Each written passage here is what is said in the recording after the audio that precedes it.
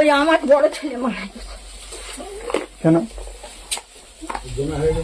দেনার জলে গরু তুলেছিল, দেনার জলে পয়সা খেয়েছে, মারা গেছে। গরু বিক্রির দেনা হয়ে গেছিল। তাহলে সরকার এই সিদ্ধান্ত নিয়েছে, এটা খুব ভালো না। না, আপনারা কি করবে একটু করে বলুন। সে আমি কি করব, কি করে দেনা মেটাবো, কি করে গরু বিক্রি করবো? কি করবে সে? দেনার দায় কি করবে? আর এই আজকে 17 বছর আগে আমার দাদা করেছে আত্মহত্যা এই কারণে। হ্যাঁ, এইসব নিয়মগুলো না পাল্টালে মানে অসহায় হিন্দু সমাজের মানুষগুলো অসহায় মারা পড়ে যায়। ওনার যে আইনটা করেছে সেটাকে তুলে নিব না, উনি নিয়ে এবারটার মতন ছেড়ে দিক আমাদের। এটা গরিবের পেটে লাথি বানানো হচ্ছে।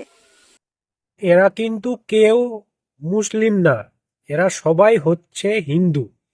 এদের কান্না আর আর্তনাদ দেখে সবারই মন গলে যাবে।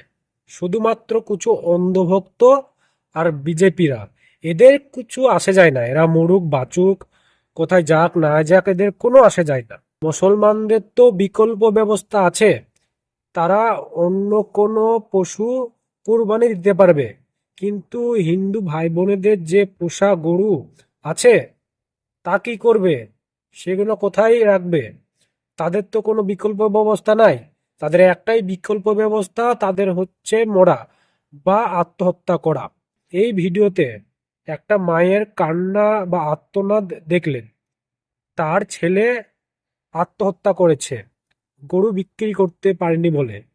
তার ব্যাংকে লাখো লাখো টাকা ঋণ আছে, এবং হিন্দু ব্যবসায়ী যারা আছে তারা সকলেই কিছু না কিছু লোন তুলে গরু কিনেছে। এবার যদি এই গরু বিক্রি না হয়, তাহলে তাদের একটাই বিকল্প হচ্ছে আত্মহত্যা করা। বিজেপি সরকারকে আমি বলতে চাই, এদেরকে একটু দেখুন, তা না হলে এরা সবাই মরে যাবে। দয়া করে ভিডিওটা বেশি বেশি শেয়ার করুন, যাতে এটা সকলের কাছে যায়। ভিডিওটা পুরো দেখার জন্য আপনাদের সকলকে ধন্যবাদ।